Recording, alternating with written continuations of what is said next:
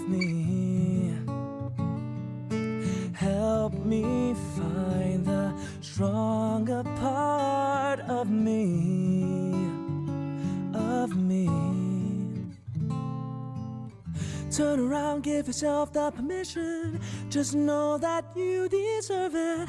But sometimes I get scared and dismissive. Don't wanna be this way. Don't wanna be this way, yeah. Don't you? Hi, very good afternoon, everyone. Welcome to our trauma-informed care talk for educators and also helping professionals. My name is Ming Siu, and I'm the founder and executive director of Campus Sai. Thank you so much for joining us today. Can we have the slides for today? Right, so this today's talk, right, is brought to you by Campus Sai. It's part of the Youth Alliance Masterclass. Together with me, I have Yok Wen today, who will be the lead trainer for trauma-informed care. Right, so before we start, I just want to let you guys know that today's session would be recorded for post-event posting on the Beyond the Label Facebook page and also the Beyond the Label YouTube. So in the event, if you feel uncomfortable sharing or turning on your videos, you can actually feel free to actually turn off your video at any time. Yep. Right, so for today, we will be going through two segments for the next hour. Right, the first section is on understanding trauma. The second segment is on trauma-informed care approaches. Before we start, I just have to do a short intro, a brief intro on our organization, Campus Sai.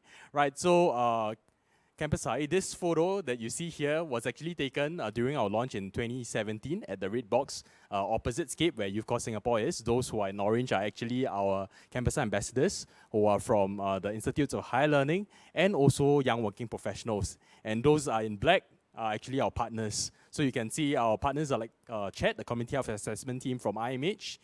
We have SOS, Samaritans of Singapore, SEMH, Youth Corps Singapore National Youth Council, and also some of our public agencies, like for example, the Institute of Mental Health, IMH, Health Promotion Board, HPB, NCSS, National Council of Social Service, and AAIC, Agency for Integrated Care. Just a shout out, today's collaboration is with the NCSS team at the Beyond the Label. Right, so who are we, right? So Campus Sai is actually a registered non-profit organization. We aim to promote mental health awareness and peer support amongst youths in the schools and young adults in the workplace through 5 main key pillars: advocacy, training, support, volunteering, and intervention to create an inclusive and supportive community for youths with mental health issues. Our vision is to actually rally and empower like-minded youths within the campus and beyond, alongside young working adults who are passionate about impacting the mental health community from the ground up to actually create positive change in the youth mental health landscape in Singapore. I won't go through the mission statement with you guys to bore you guys, right? This is my last slide before I pass it over to Yok Wen, right? So there are 5 main key pillars and services that we provide. Advocacy. So we do quite a lot of events, both online and offline, to create more mental health awareness in the Institutes of Higher Learning and also for young working professionals. Yep, so we also have youth mental health dialogues and focus group discussions to actually reach out to young people to hear from them what are some of their challenges that they're facing on the ground itself.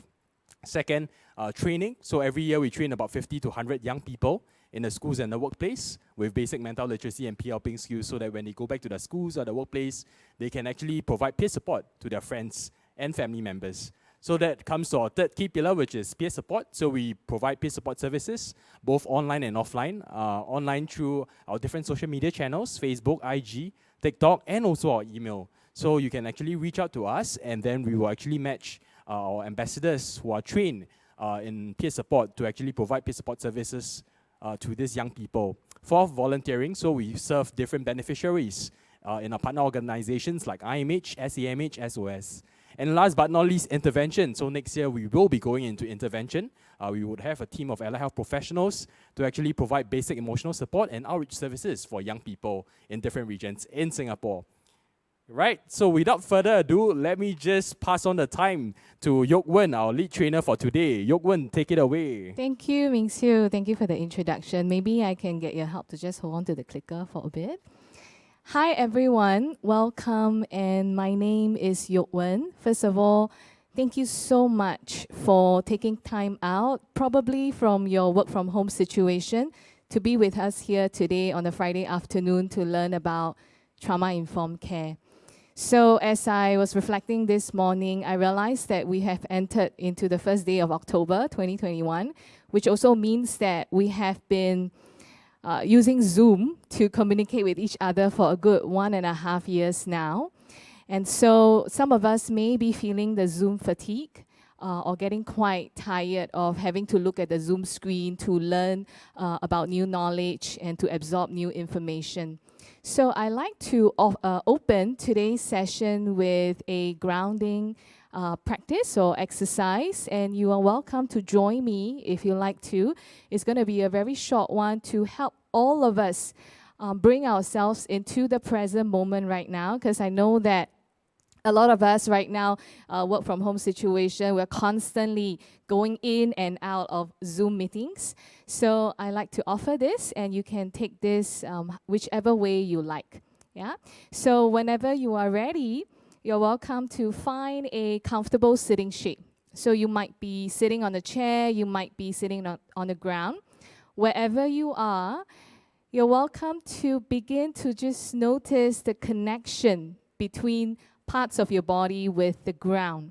So it could be the connection between your feet with the ground, maybe the connection between your sitting bones and the chair, and you might have your hands on any parts of your body, maybe your knees. So just taking perhaps a few seconds here, just noticing that sensation of your body in connection with the ground or with the chair. And if it's useful for you, you're welcome to begin to bring attention to your breath and perhaps slowing down your breath. So noticing your inhalation, noticing your exhalation. And if it's useful for you, perhaps slowing down your inhales, slowing down your exhales. At the end of your inhales, maybe taking a pause before releasing your breath out through your nose. You're welcome to take a few more rounds of this slowing down of your breath, and maybe adding a few pauses at the end of your inhales and at the end of your exhales.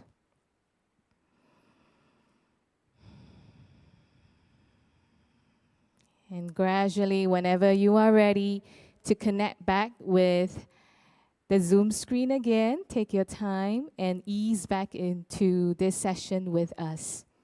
So what I've just done is a very simple breathing exercise, and if you're keen, you can look up box breathing exercise on Google. Essentially 4 counts in, pause for 4 counts, and then 4 counts exhale, and then pause for 4 counts. And even this exercise is one exercise you can use with children, with your students, with the teens that you work with as helping professionals or as educators, to help them regulate their nervous system back to a system of calm. And it may not always work, but depending on your relationship with your student and your child, sometimes it can be helpful to regulate both of you back to a state of calm from, say, a very highly aroused, highly activated state. Yeah, so with that, we're going to the slides proper. Thank you. So I opened the session today with this grounding exercise because 9 years as a social worker dealing with child abuse, family violence, neglect, I've learned that self-care is a very, very important component of trauma-informed care, because trauma-informed care essentially takes up a lot of our bandwidth. So it's not just time bandwidth, it's also emotional bandwidth, mental bandwidth, sometimes even physical bandwidth.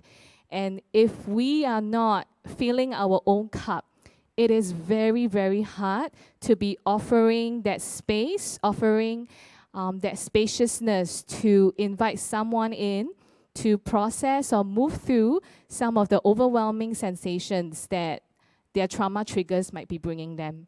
So I wanted to open this session with a little exercise to take care of ourselves. And this is also an invitation for you over the next 60 minutes.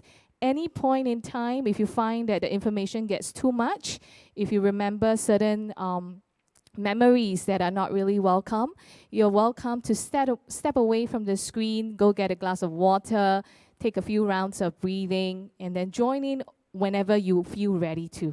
Yeah. And before we begin this session, we also want to let you know that this program has been designed to help us understand trauma in children and youths. However, completing this session does not qualify us to conduct any form of therapy or counseling. Okay, so today's session really is an introductory one. And I'm really happy to be here with Ming Xiu as well as Beyond the Label team to bring you this content. And first of all, we will be talking about what is trauma as well as the prevalence of trauma in Singapore. And then the second half of the content will be covering what is trauma-informed care and how can we apply it in our lives and in our work, whether we're working with young children or whether we're working with youth. And some of you in this Zoom room may already be very familiar with this content. If you are familiar with this content, I'd like to invite you to take this time to maybe do some reflection over the work that you've been doing, some of the challenges that you've met, or some of the wins that you want to celebrate.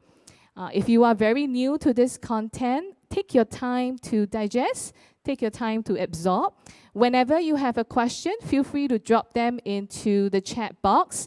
Ming Xiu is going to be my chat box assistant? No. Reader today. So he will check in every now and then, and I think towards the end of the session, then we will take all the Q&A. Yeah, but feel free to drop them in whenever they come to your mind. Okay, so we want to jump right into the first activity, right, when we talk about trauma. And I think in recent years, especially in the last few months and the last few weeks, the word trauma keeps coming up into spaces of conversation as well as social media. So I think Ming Xiu and I are both very curious, what do the audience or our participants here with us right now, what do you think trauma is? What comes to mind when we talk about trauma or even trauma-informed care? So feel free to drop your comments into the chat box right now. And Ming Xiu is going to take a look and share with us what are some things that are coming up. So take your time, don't have to hurry, take a few moments to settle in. What are some examples of trauma that you think of? It might be something that you witness. Don't have to share personal stories that you're not comfortable sharing in this open space. It could also be something that you read in the news recently. So what do you think is trauma? Yeah, thanks, Yok Wen. Yeah, so feel free to, I see some of the responses over here. Great. I see deep pain from Han. Anyone else? Yeah, feel free to actually put in your comments on what is trauma, right? Great. Thank you, Lena. Witness or a victim of abuse, violence. Yes, physical abuse. Thank you, Su Hui. Any other thoughts? Shootings. Yeah. Farida. And we have No Hanisa saying events that have lasting negative impact on someone. Absolutely, absolutely. Just wondering, couple more. Okay, they're all streaming in now. Yes, something very distressing. So that's a keyword that we want to take note of. Yep. Thanks, Antat, for that. Tina says, could be psychological and emotional abuse as well. Ethel says emotional confusion. And then we have one from? Yeah, Christina talks about a painful emotional response that left a deep impact to a painful experience that happened. So we're hearing a lot about emotions, especially emotions that are distressing. And this distress can be psychological as well. Thank you, Nisa, for bringing that up about emotional and mental abuse from ex-bosses. So we're now beginning to look at also responses talking about who is involved in this causing of the trauma, right? Thanks, Tessa. And Tessa also mentioned events that happened which made you change your outlook forever, right? Thank And you. Josephine Yeah. also mentioned shock and denial. Yes. Thank you, everyone, for sharing your responses. Perhaps we can return back to the slides.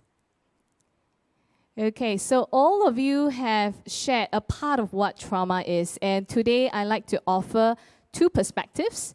And these are not the only two perspectives of trauma, but something for us to begin to use to think about. So individual trauma can result from an event, a series of events, or set of circumstances.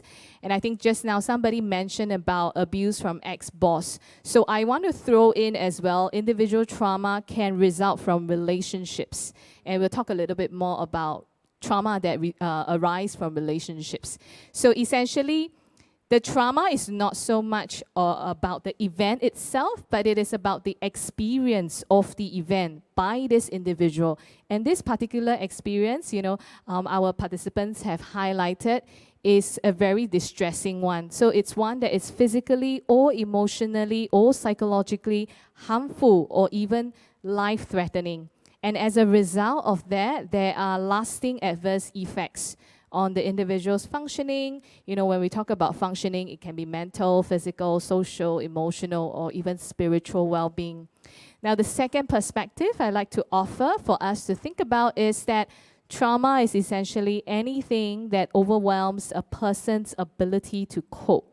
So in a nutshell, anything that is too much, too fast, too sudden, and too little has that potential to cause trauma.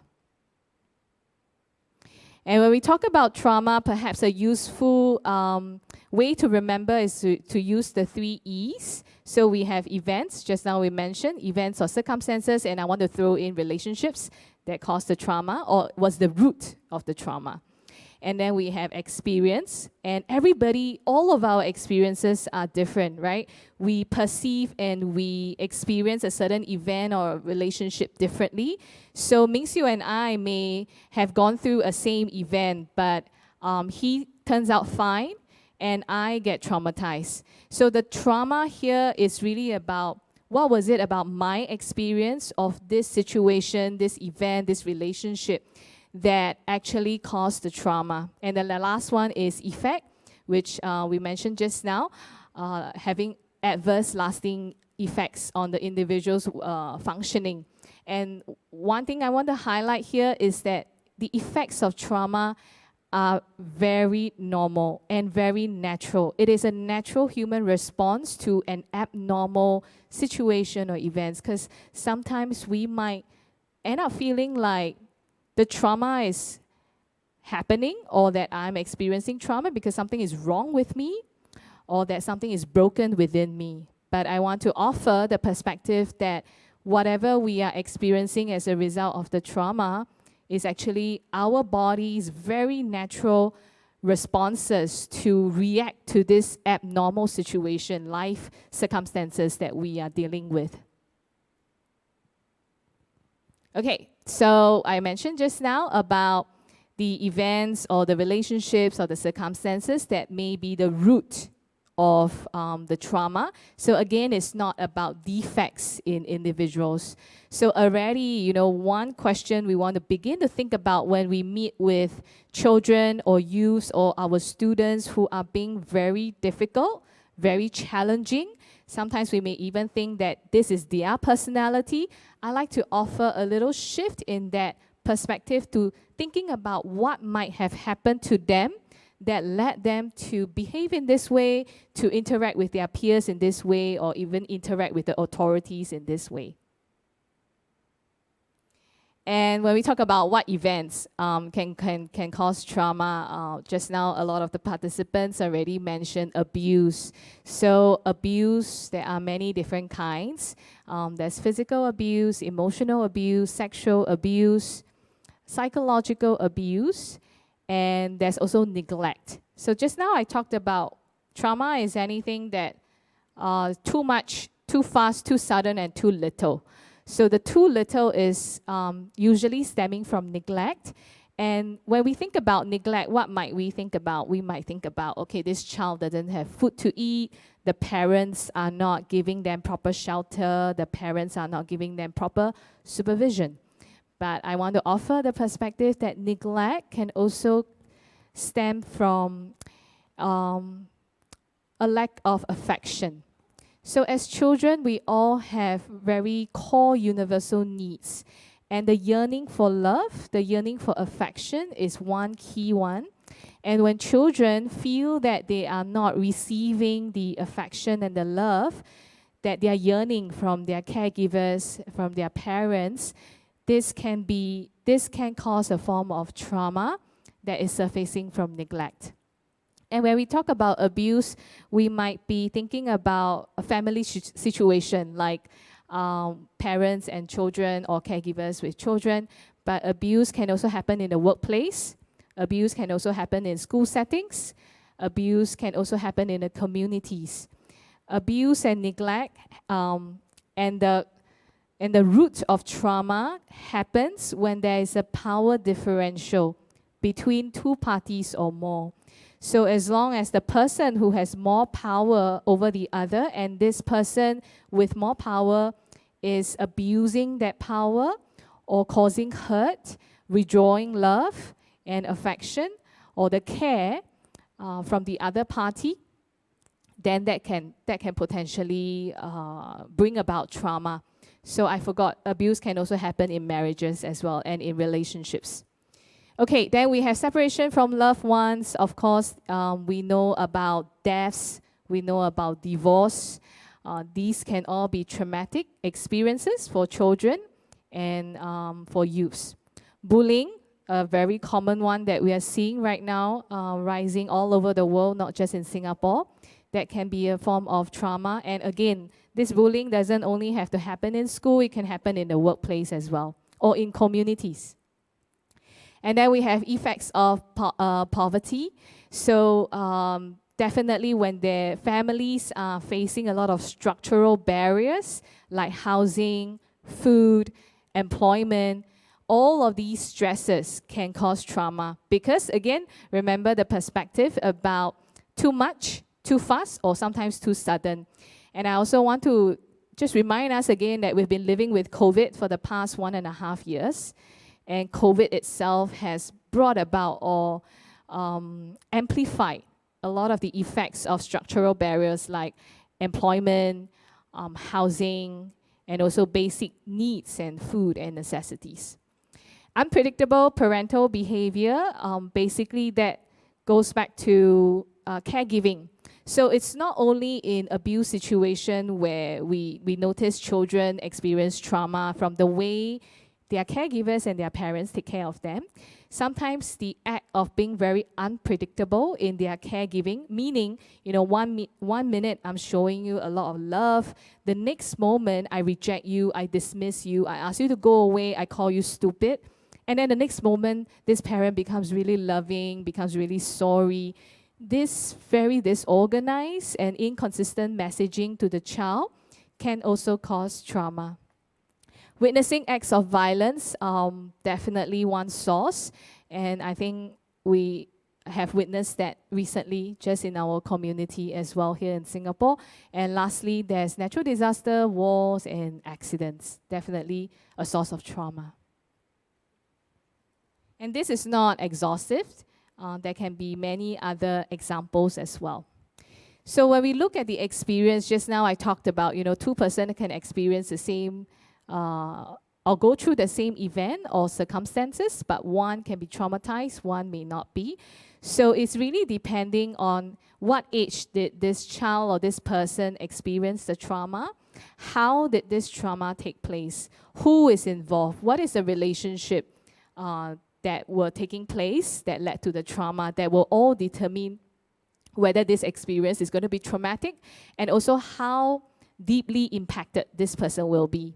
Where did the trauma take place, and also how frequent were the children, the teens, or your students exposed to trauma. Also, I want to highlight that today we're using a lot of children and youth example, but it can be applicable to adults as well, yeah, because we're all humans. Okay, so lastly, effects. mentioned just now, there can be long-lasting effects, and the effects can be short-term, it can be long-term as well. Sometimes the effects may not appear until much, much later, and this can be weeks later. For some children, this can be years later. It really depends on how the trauma was birthed, how the trauma was rooted at the point when the event happened or the traumatic situation happened. And the body, our body has a lot of protective mechanisms. So the reason why the impact, observable impact, may only show up weeks later, months later, years later is because the body doesn't feel safe to express some of the features of the effects, and the body may suppress it and may keep it hidden for many, many years until one day either body cannot take it anymore and it explodes, or when there is a safe space, then that's when sometimes we begin to see the effects coming out. And this will affect our coping responses, our ability to engage in relationships. It may interfere definitely with the child's development, and also, like I mentioned just now, affects our psychological well-being, social relationships, and spiritual needs. Okay, so I like to invite you to take a few moments, have your eyes just gazing at these 4 major categories of signs of trauma responses. And we'd like to invite you to share with us what are some of the signs that you have ever noticed, either in someone you care about, maybe a child whom you work with, maybe your student, or maybe even within yourself. How do we know when this is a sign of trauma responses? Because, you know, a lot of us, sometimes we have a headache, sometimes we have stomach ache, but when we get stuck in that reaction, when we constantly have flashbacks of a certain event, when we are constantly blaming ourselves for everything that is happening in our lives, when we are detached from relationships around us, and we don't even feel like we want to engage with anybody over long periods of time, then that is likely a sign of trauma response. So we'd like to invite you to drop it into the chat box. Are we already receiving some responses? Not yet, but Okay. guys, feel free to actually put in your responses into the Zoom chat. So if you know of someone who's experiencing some of the responses over there, feel free to actually put it in the Zoom chat, and it will help us in our discussion later. Thank you so much. So that we know what are some of the responses that you've ever witnessed or even experienced it yourself. And we want to be mindful that some of us may be carrying, actually many of us are carrying trauma in our bodies, one way or another, to some extent or another. Oh, the responses are coming in Okay. fast and furious. Right. Tell us, Ming Xiu, what are the responses? Right. So I think the first one came from Gina. She says stomach ache. And then we have Josephine who says losing weight. Nisa says eat more. Wan Hui. Lina says self-harm. Farida, she mentioned difficulty in breathing. And then we have Christina saying self-blame. Lina mentioned constant state of fear. And we have Yes. Nozaya, numbness. Yes. Deep saying detachment. Christina, elevated heart rate. And Yuemin, low self-confidence and anxiety. Ethel, sleepless nights. Thank you all for sharing. And you see, as the responses are coming in fast and furious, like what Ming Xiu said, we want to take this moment to recognize just how common, just how natural trauma responses are in ourselves. And all of us, we are experiencing we're all on different paths here, and we have different experiences in our lives. And sometimes we may be aware, sometimes we may not be aware. Certain events or relationships in the past have not been safe for us. It has not been nurturing for us.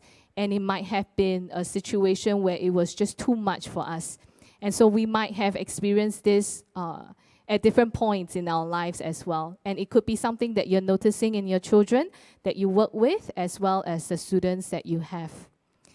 Thank you. Anything else you want to add, Ming Xiu, to these responses? Right. Thanks so much, Jowan. We just have 4 more responses before probably Jowan can bring us through the different responses. Eliza mentioned heart palpitations, cold sweat, difficulty in breathing, and then we have Christina who says rapid negative thoughts. Andrea says helplessness, and we have Tessa with the last response, self-doubt. Yep. Yeah, so we can see that the signs of trauma symptoms is in our minds, in our brains. It's also in our body, something very physiological. It can be emotional as well in the sense of overwhelming big emotions. It can also be behavioral in terms of the way we've engaged with different people in our lives. I want to bring maybe a special mention about disorientation. Some people might be curious what that might be in children and youth. So disorientation in emotional reaction, oftentimes this can be in the form of mood swings. Or so swinging from one end to the other end. One moment this child can be extremely happy and jumping around and laughing loudly, and then the next moment you find him or her or them just slump in a corner and completely detached or numb, or not, or perhaps even sharing, or maybe even just glazing over. They're not even there. Their bodies are not even there. And sometimes disorientation can also come in the form of the inability to identify what they're even feeling. So when you try and engage them, all they tell us is, I don't know. Or maybe they don't even talk. They just shrug their shoulders and they refuse to say anything. And their facial muscle is, or rather their facial expression is almost like blank. You're drawing a blank here. In terms of regression, that would mean a child or a youth regressing to a much earlier time in their lives and behaving as if they are that younger self. So for example, a 6-year-old regressing into like a baby-like kind of behaviors, a 12-year-old regressing into kind of like a 5-6-year-old young child kind of behavior. I have ever witnessed an adult regressing into 10, 12 years old kind of like that childlike behavior when this person was triggered by their trauma. And we also have protective denial. One highlight here, because I know that a lot of us as educators and helping professionals, we may meet with children who lie. Anything you ask them, anything you try and check in with them, very instinctively, they give you an answer and you clearly know that that's not the truth, or they're telling a lie. And I just want to highlight that sometimes we might then label this child or this student as a liar, or we may or we may project judgment on this child, and some of us may even think that, oh, this is a child's personality. This person is just like that, he or she or they love to lie. But I want to highlight that this protective denial could be very well a protective mechanism by the body as part of the fight, flight, freeze response that we'll talk about a little bit later as a result of trauma. So again, that key principle of shifting that mindset from what is wrong with you, why are you always lying to me, can't you just tell the truth? Shifting that perspective and the mindset to, I wonder what happened to this child, I wonder what happened to this youth that led him or her or they to respond and to lie so instinctively, because it is not in our human nature to lie. Yeah, so get curious around that. Other signs of trauma responses that you might be familiar with, frequent nightmares, sensitivity to noise or being touched, when we constantly are bombarded by dangerous situation. And danger to us as adults can be very different from the dangers that children perceive. Again, like I said, just not receiving the love that we yearn for as young children can be traumatic. And I've worked with many children in my time as a social worker where whenever I meet them for the first time, all I did was to reach my fingers and my hands out to say, hi, I wanted to wave to them. The moment they sense that, something is reaching out towards them, they shrink and they have this startle reaction. And some of them even use their hands to block me out. So again, that is really just speaks to the trauma response when some of our children and our students have experienced years and years of traumatic situation and relationships in their lives. And so over time, this has a major impact on our identity formation. And if you're familiar with child development, we know that one of the key developmental tasks is the building and the forming of our identities. Also, understanding and forming, who am I? Who am I in this world? Am I worthy of being loved? Am I worthy of being cared for? And can I trust myself? Can I trust the world to keep me safe? So if we experience trauma in our lives, the trauma can have a potential impact on the way we form our identities. And that's where you notice a lot of the low self-esteem, a lot of the self-blame, and the low self-worth, especially during the teenage years. Okay, I remember just now several of us mentioned about the lack of concentration, irritability. Later I'll talk a little bit about the brain structure and trauma. And this lack of concentration and irritability really has got to do with that. And also definitely overwhelming emotions like anxiety, anger, shame, and sadness. Okay, so here's the picture of the brain. And I'm not going to go into biology class today. But I want to mention that in the course of a healthy child development, our thinking brain and our emotional brain, one is at the top and one at the bottom, they work well together. They work well together such that, we can objectively perceive the world, problem solve when we meet with stresses in our lives. We can experience emotions and be able to move through them, be able to cope with them, and be able to work through them. However, if we have experienced trauma and this experience of the traumatic situation is really terrible and horrifying for us, our brain shuts down in that moment of trauma. So what parts of our brain shuts down? Our thinking brain. And our thinking brain is very important to help us form accurate memories, help us form memories in a way that is going to be logical and coherent. When we retrieve and when we remember that memory, it comes out smoothly, like there's a beginning, there's a middle, and then there's an end. But when trauma happens, at the point of which that situation, that event, or that relationship happens, the thinking brain shuts down, and so we can no longer form memories in a coherent way. And instead, they come in bits and pieces because our emotional brain essentially hijacked our thinking brain. And so you hear a lot of children and students telling you things like, they hear certain sounds and they get triggered. They hear certain words, or maybe they meet certain people who reminds them of a certain character in their lives. Pictures, certain images, and they get very triggered. So one part about trauma-informed care that we can begin to think about is, if we know that something traumatic has happened to this child or this student, perhaps not to rush in to ask them for all the details. Oh my goodness, what happened to you? What happened before this? What happened after that? Who did this to you? Why did that person do that? How could you let this person do that? Because that can be re-traumatizing the child or the student. As it is, they won't, and they likely won't be able to give you the full story from the beginning to the middle to the end. Some children can, and I love to explore more into that, but today I don't really have the time. Some children can create that narrative and tell you exactly everything from beginning to end, but many children and students, they won't be able to do that. So as educators and helping professionals, let's not rush into pushing them or chasing them for details. Because that's really not going to be helpful for them at that moment in time. Okay, and the other thing we want to remember about trauma and behavior is the fight, flight, freeze. I briefly mentioned our fight, flight, freeze response has been in our body since millions and hundreds of millions of years ago. Yeah, all the way we can trace it back to mammals. We can even trace it back to reptiles.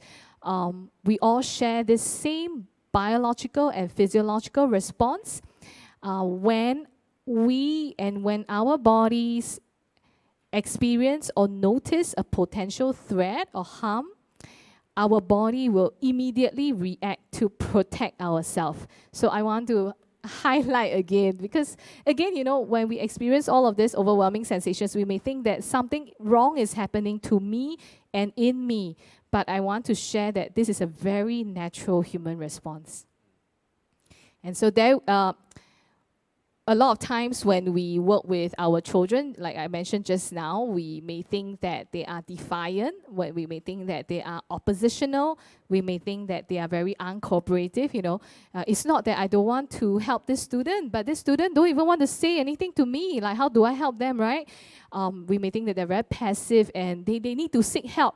They need to be active, proactive at getting help. And I hear our frustrations, because on our end as supporters, as educators and helping professionals, we want to help. But I just want to also offer the perspective that oftentimes what may be presenting on the surface, there may be a lot of unseen truths hidden beneath. So a defiant youth may actually be one who is struggling to feel safe in their bodies. So that's the other thing that trauma does to us. It makes us feel very unsafe in our minds, in our bodies, and we don't even feel safe with ourselves. Yeah, and avoidant or passive, unmotivated students that we see may really be struggling with giving in to those in power, perhaps because someone in their lives earlier on has taken away all of that power. So in human development, we are balancing this tension between connecting with other people and being who we are as authentic, unique selves. And so that personal power, that personal agency to know that I have a power to make a difference in my life, I have the power to control my life, all of this might be taken away when we experience trauma. So the hallmarks of trauma is one of disempowerment, helplessness, and also a deep sense of loss of control. And that is why the body adapts in these fight, flight, freeze responses that the rest of us may take it as, oh, this is the child's personality, this is just how the child is like. When we lose the context of what children and youths go through, we may see as their personality. When trauma happens at the societal level and we lose that context of why that trauma happens in the society, over time, we may begin to see as culture. Yeah, so again, this is another conversation we can take, because today we want to focus on individual trauma, but trauma can happen at so many different levels. Okay, again, just now we have already seen a lot of responses in the chat group. These are other examples of fight, flight, and freeze that I welcome you to, at your own time, at your own pace, have a look, just reflecting. What are the moments in times that you may have experienced this? You may have witnessed your child or your students experiencing this. And I want you to know that this is a very natural human response. I also want to add, now I suddenly remembered that in this line of work as educators, as helping professionals who are essentially working with traumatized children and students day in, day out, we get traumatized too. That's secondary traumatic stress as well as vicarious trauma. So we're not immune or invulnerable to that. As long as we are humans, as long as we witness and we journey with someone in their trauma journey or life experiences, we can also get traumatized. So again, very important self-care. Okay, so now I want to bring a more broader perspective of trauma and how it's happening in Singapore right now. So the adverse childhood experiences is a study that originated in the US in the 1990s. Essentially, it was the largest investigation into childhood trauma by this group of researchers. And over the past 2 to 3 decades, they have really set out very clearly that when we experience certain life circumstances in our early lives, in our childhood, These are the sources, so the adverse childhood experiences are the sources of trauma. So essentially what they did was they interviewed a lot of adults and asking them what were their childhood experiences, and then asking them what are their current health and mental health status. So just now I already talked about a lot of sources of trauma. I also want to highlight once again that divorce, when we witness our caregivers, example, our mothers treated violently, when we are living with parents who have mental health challenges and illnesses, when we are living with family members who are using substances, and when we're dealing with incarceration, these can all be sources of trauma as well. Okay, just look at the numbers here. We already see a rise in all three main categories of abuse as investigated by the Ministry of Social and Family Development, Child Protective Service. So we see an increase in physical abuse, sexual abuse, as well as neglect over the last 10 years. And I want to add that right now in 2021, all the child abuse and family violence cases are intensely complex. Yeah, and these families, they are not just dealing with abuse. Abuse is happening in this entire myriad of challenges, such as homelessness, such as poverty, such as mental health in adults and children, such as substance use, divorces, we talked about that just now, as well as incarceration, and the latest one to add on would be COVID-19. So then what the adverse childhood experiences have, this study has found out is that the greater the child's exposure to ACE, the higher the risk for health as well as mental health outcomes. So when we talk about health, we know about the mental health challenges, but we want to highlight that, you know, even things like substance use, self-harm, eating disorder, can be a result of coping with trauma. Remember, the body adapting.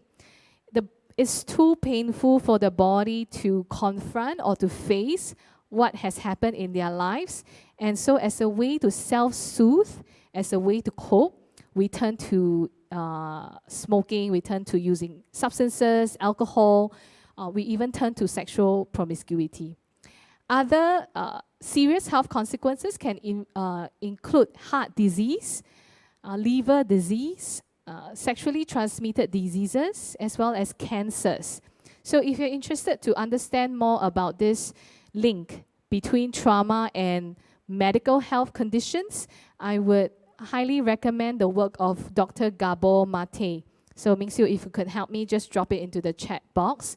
Especially this book, When the Body Says No, I think, if I don't remember wrongly. Dr. Gabor Mate, When the Body Says No. So you can check that book out, and he really outlines the link between childhood trauma and medical health conditions. And so in 2020, last year, there's a group of researchers who actually did this same study in Singapore to find out more about trauma prevalence in Singapore. And they surveyed about 6,000 people, and it's distributed across, equal distribution across all the different age group. And what they have found out is that about 2 in 3 people have reported experiencing some form of trauma in their past. So the some form of trauma would be everything that we highlighted just now as different types of ACEs. Oops, okay. And then they also found out that when there's one or more ACEs, it is actually linked to either a major depressive disorder or a diagnosis of bipolar or suicidality. And then 2 or more ACEs actually is linked to all mental health disorders such as that. So what does this tell us? Underneath a lot of mental health and health challenges, I'm not saying all mental health challenges, underneath many mental health challenges, what we find is traumatic events, what we find is traumatic relationships, and also circumstances that children, youths, as well as adults experience in their lives. Okay, maybe let's just take a moment to absorb all of that. I've shared quite a bit of information in the past. Oh, it's already coming to 4:50. Okay, so just take a moment to digest that, and I'm going to now shift gear to introduce a little bit about trauma-informed approaches. So what is trauma? Trauma is when there is a disruption and a damage or a taking away of safety. Then what trauma-informed care is to restore the safety.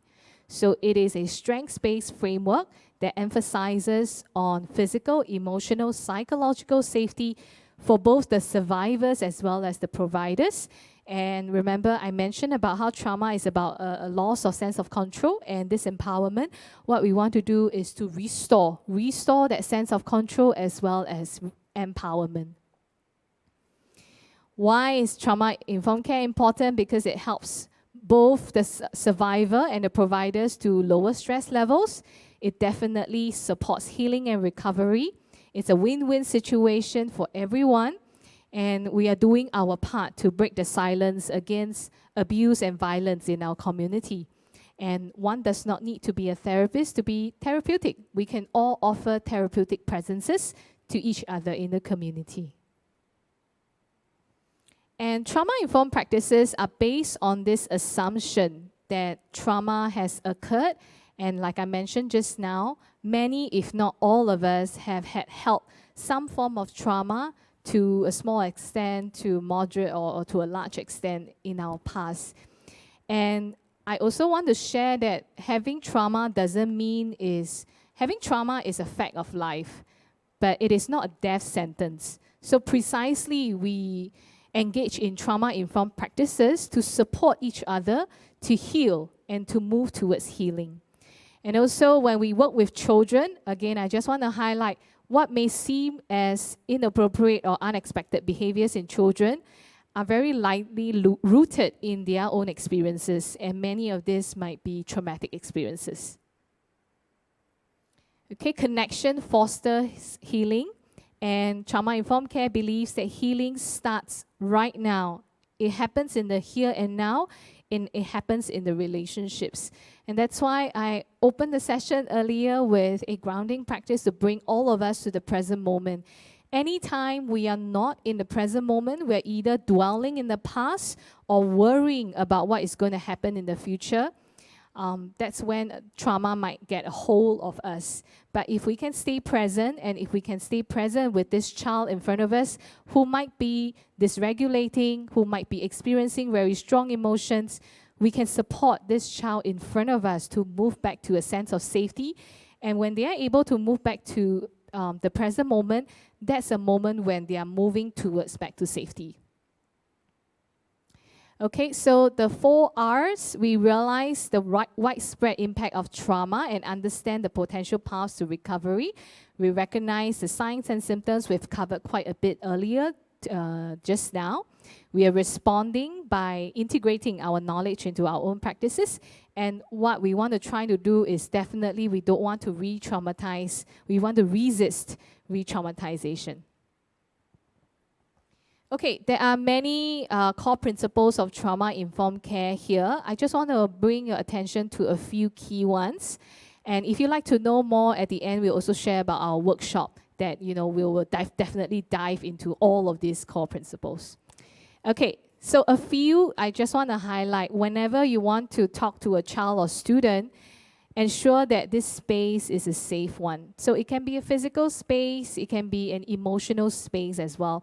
For example, sometimes we may do home visits to talk to children when they're not coming to school, or if you're working in social service agencies, you may conduct home visits. Not all homes are safe spaces for children to share what is happening to them or the worries that they might have. So you might want to consider, would this space that you want to use to talk to your child a safe one? As much as possible, we don't want to disrupt their routines as well. So taking them out in the middle of their class schedule can be very scary, so that can throw them off as well. So in that sense, that's the emotional safety that we want to think about when we want to talk to a child whom we know may be facing some issues or having some troubles, or even knowing that maybe some kind of abuse is happening. So choosing an appropriate time. Our non-verbal communication is so, so, so, so important when we talk to children and ensuring that they feel safe with us. Everything that the child decides to reveal to you, hold it with care. We might be shocked inside us, but we want to express to the child that we are able to take in anything that they are going to reveal to us, no matter how big, how severe the trauma is. So even the slightest, like when your eyes widen, or if you say something like, "Oh my goodness, that happened," that can throw the child off, and that may not be emotionally safe for them. They may be so scared that they decide, "Oh no, this is too much for the adults. I better not say what else happened." So whether we are educators, whether we are helping professionals, we are all adults, and that in itself gives us the power over the child. So we want to be very mindful about this power that we have as adults, and how are we going to give them the power, give them back the power to share with us what is happening to them or what is bothering them. Okay, so also thinking about whether the child will feel emotionally safe during and after this conversation with us. And next, transparency is so important, tuning into the child's level of comfort. Also, while we are taking care of our own nonverbal communication, we also want to be alert to the child's nonverbal communication. And many children, they are not used to talking to adults especially, because this often gives them the sense that I've done something wrong. That's why I'm called to talk to this adult. What is it that I've done wrong? So you might want to invite them to use other modalities to express to you what they are feeling inside or what is bothering them. So when I work with children, I use a lot of art. With teenagers, I use music sometimes. I use sports. I use dance or movement. Any way that can get them to feel a little bit more comfortable with you and to begin to share with you what is going to happen. Also, being very honest. Sometimes they may ask us a lot of questions that we don't have answers to, and we can just be very upfront with them that we don't have the answers, but we are here with them to find out what might be the answers. So one of the core principles of trauma-informed care is, I'm here with you. And I might not have the answers. I may not even know how to respond to what you just shared with me, but I'm so thankful that you've decided to share with me, and I'm here with you, and we can find out together. We want to give the child back their power and the voice, and them making the choice.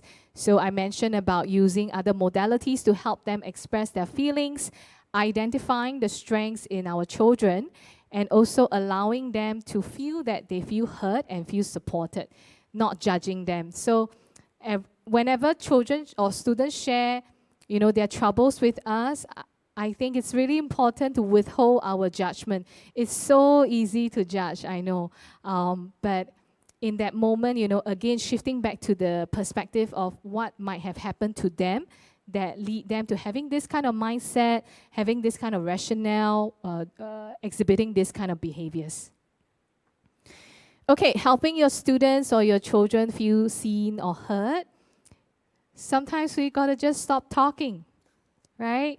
When their emotions are exploding, if we try and explain, if we try and lecture, if we try and talk them out, it's not going to be helpful. Think about the last time your own emotions exploded and your friend may be telling you, hey, do this, do that, or your parents telling or lecturing you. That doesn't feel nice too, right? So what we need in that moment when we are really in the trenches of trauma response because of the trigger, what we are hoping for is a safe anchor who is there with us, who is listening to us, and who is reflecting back what we are feeling. So as we listen to them, reflect back what you've heard, and letting them know that you've heard them. So it helps them to grow more confidence to communicate what their needs are. And a lot of times trauma happens, or as a result of trauma, we stop feeling confident of communicating our needs because it goes back to that same cycle of self-blame. I'm not worthy of love. I'm not worthy of respect. So I'm going to shut up and not say anything. And my needs are not going to be met anyway. So Before you engage in any conversation with a child or teen about trauma, maybe you know that something is happening in their lives. We want to be mentally prepared about what they may disclose to us. Again, we don't want to show all of our expressions, our horrified expressions on our faces. We want to be honest, but we also want to communicate to them that we're able to hold this space for them. Okay, and our reaction may trigger a child or a youth who may already be very overwhelmed. So sometimes even just staring at the child for too long might scare them off. So we want to be careful about our non-verbal gestures as well. And again, if you'd like to know more, come for our workshop. I recognize it's 5 now. Okay, just a few more slides. When our child is very upset, how are we also regulating our own responses? So we can lower our voice, we can talk a little slower, acknowledging their feelings, ask gentle prompts, and also reassure them that what happened is not his or her or their fault. Okay, what you're feeling, it's okay. It's really tough to have been through what you've just been through. And I also mentioned just now, this key word here, I'm here with you. Take your time to feel what you're feeling. Whenever you are ready, I'm here to listen to what you have to say. Okay, so what does it really take to be trauma-informed? I think a lot of it starts with ourselves. Okay, what is our own relationship with trauma? And on this journey of understanding trauma-informed care is an opportunity for us to also get in touch with understanding our own relationship with trauma and how it has shaped our lives and how we can begin to offer some compassion to ourselves, being authentic to ourselves, being aware of our responses. And when we are able to embody that, then that's when we begin to hold that space for the children and the students in front of us. Okay, I want to end today's very introductory and short talk and session, a question for you to think about, because in order for healing to happen, it doesn't just happens in that microscopic relationship of a one-to-one.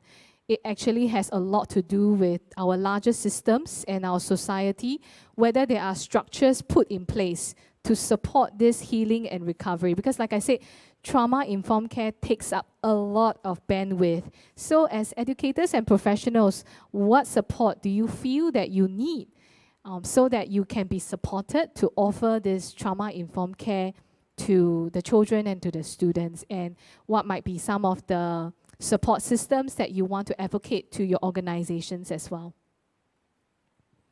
And I'll just leave this session with help and resources.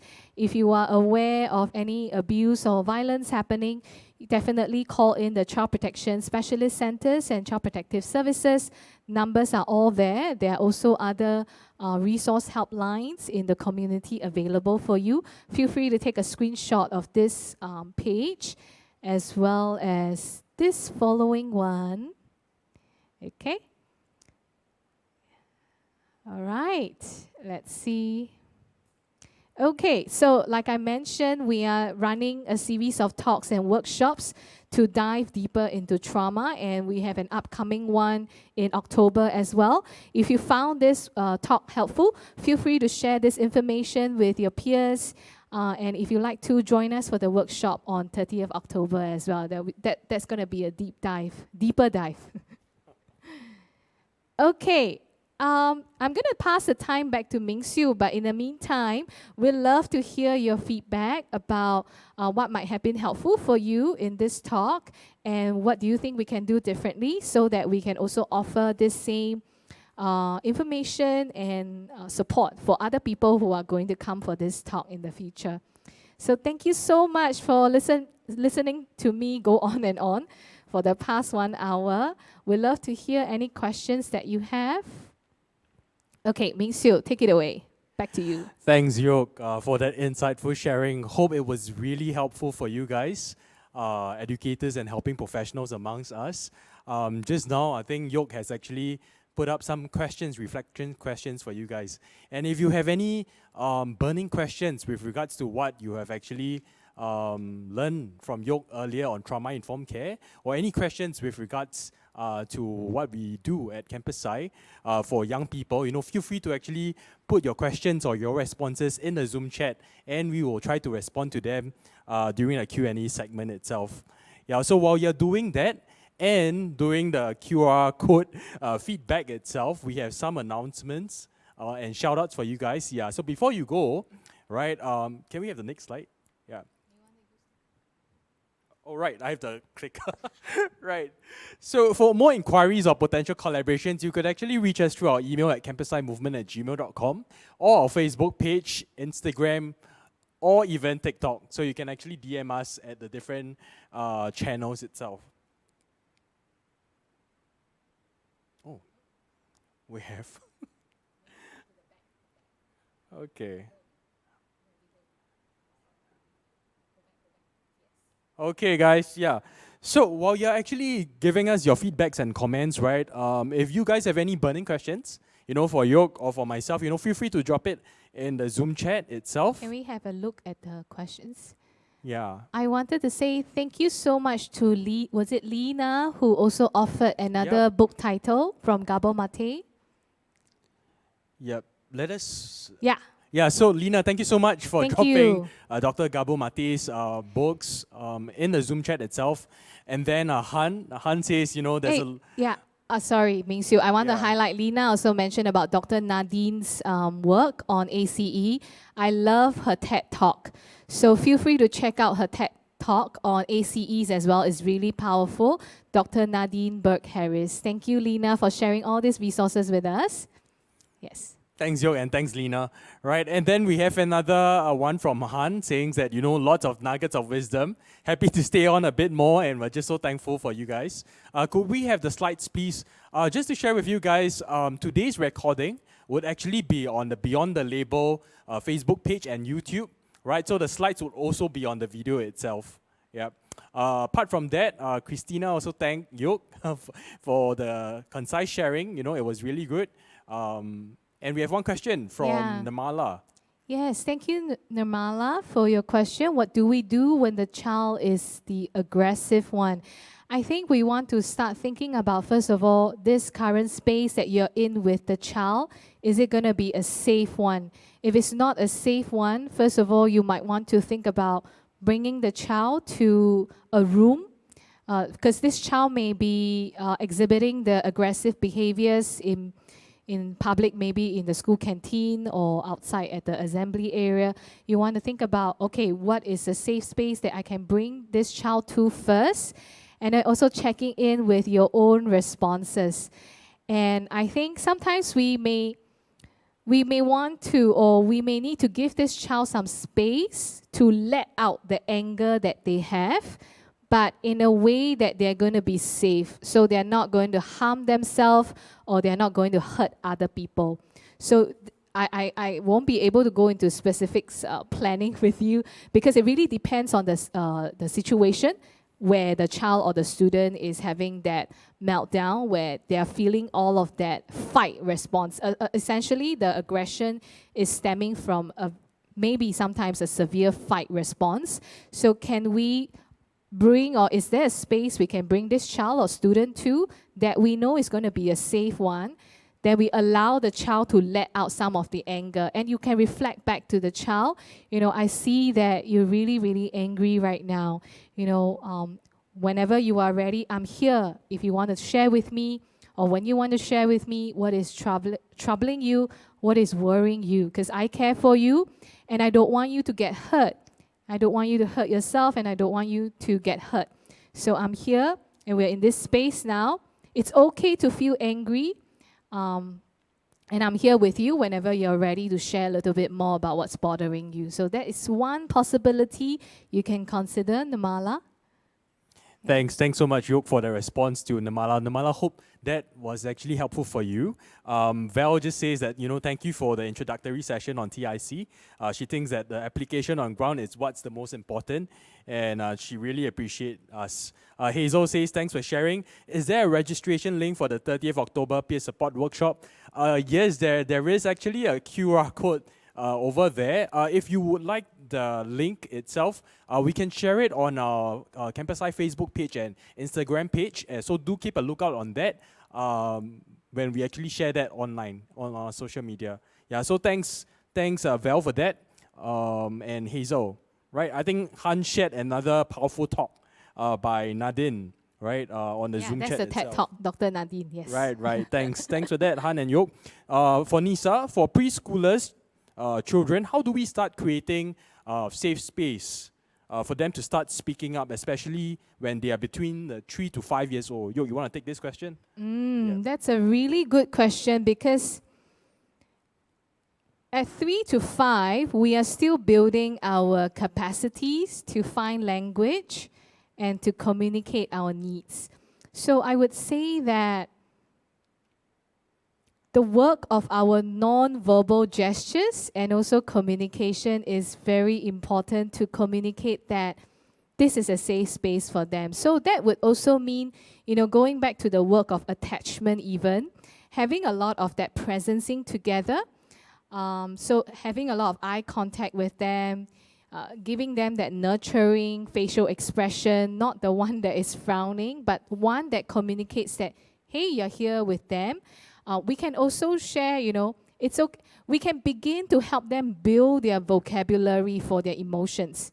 So very simple wheels of emotion. You can look that up on Google, that you can share with the really young ones. They may not be able to say out, but over time, their brain will pick it up. So I think the first thing to create a safe space is that non-verbal gestures that we send and we communicate to young children that tells them that we are here for them. We're here to protect them.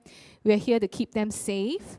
And we are not one that is scolding them, blaming them, or judging them. Then the other thing I think worth exploring is even just beginning to build that vocabulary for emotions. I don't think we had that when we were young, Ming Xiu. Learning about, when I feel this way, it's anger, or when I feel that way, it's joy, and when I feel this way, it's fear. And I work with a lot of young children between 4 to 6, 7 years old. We may think that they don't have the vocabulary, but as I begin to teach them over time, they are able to recognize, they are able to identify what are some of the emotions that they experience. And one way we can create a safe space is to tell them that any emotions you experience is okay. There is no right or wrong emotions. I think that is a common narrative that we hold. We want to begin to think about how all feelings are valid. Feelings are our friends. Oh, I love to share this resource that I created, but so maybe just look up emotions wheel, a very simple one, just some of the core emotions for young children to begin to learn that, and then for them to feel safe about communicating what they're feeling when in preschools or even when they're at home. Thanks, Yoke, so much for that insightful response to Nisa. Nisa, I hope that actually answers your question. And thanks, Farida and Nirmala, for your words of encouragement. Before we go, we actually have, and thanks Beyond the Label team, we're actually in the studio. They have actually put up the sign-up link for campus-sized trauma-informed care talk and workshop in October. So to Val's question, you can actually click on the Zoom link on top. In the Zoom chat itself. Before we go, we actually have a shout out from the Beyond the Label team. So can we have the slides, please? And thanks everyone for staying behind, Yes, thank you so much for staying back. Correct. I know all of your time are precious. Yep, thank you so much. So before we go, just a shout out from Beyond the Label. They are actually coming out with a hashtag Stop the Stigma social activation campaign. So what you can do is firstly create a piece of content to express your support and acceptance for people in recovery through a personal story, a piece of writing, picture, video, or any creative medium. And second, what you can do is that you can actually share this on your social media accounts, for example, your Facebook, your Instagram, or even your TikTok accounts with the hashtag Stop the Stigma. And thirdly, tag 3 friends to do the same to keep the momentum going and the movement going, right? Next up, we have another shout out. Yeah. So the Beyond the Label team also came out with a mental health songwriting competition, right? This is not just a competition, but a way to build a supportive and loving community of individuals passionate about music and open to sharing your mental story or journey of someone whom you have supported. All works will be judged by industry music hitmakers like, for example, Martin Tang and Zach Zhang. Great prizes await you. Entries open 26 September to 26 October 2021. You can register your interest at today, right, at the QR code and the link on screen. With that, we would just like to thank you guys for actually staying with us. Thank you all so much for staying with us. And keep in touch. Feel free to reach out to Campus Sci with all the links that we've given just now. And hope to see you in our upcoming talks and our workshop at end of October as well. Have a lovely Friday evening. Hopefully work is not too much. And have an easeful weekend that's coming up ahead. Thanks, Yo, for the insightful sharing. And thanks all of you for actually joining us for that 1 hour and 15 minutes sharing. We hope it was helpful for you. And if you have any queries, feel free to drop us a PM or DM on our Campus Sci page. And we look forward to seeing you at our next talk and workshop. Thank you. Together, we say goodbye to you guys. Bye-bye. Thank you. Bye. Thank you. Wondering if it'll be okay. I'm here in this place once again, suffocating. It's drowning me too deep. I know I've gotta stop this, oh yeah. Don't you worry. Take your time, take it slowly. No, don't give in so easily. Yeah, you deserve to be free, yeah. Stop this thinking, take a breath, stop your doubting. No, don't you see toxicity and worrying has no meaning. I don't wanna be this way. Navigating through the clutter in my mind, I do this all the time. Think about all you've done, it's a journey. Just know that you deserve it. Look ahead and keep on walking. I'm walking towards the light, oh yeah. Stop this thinking, take a breath, stop your doubting. No, don't you see toxicity and worrying has no meaning. I don't wanna be this way. Help me find the happy side of me,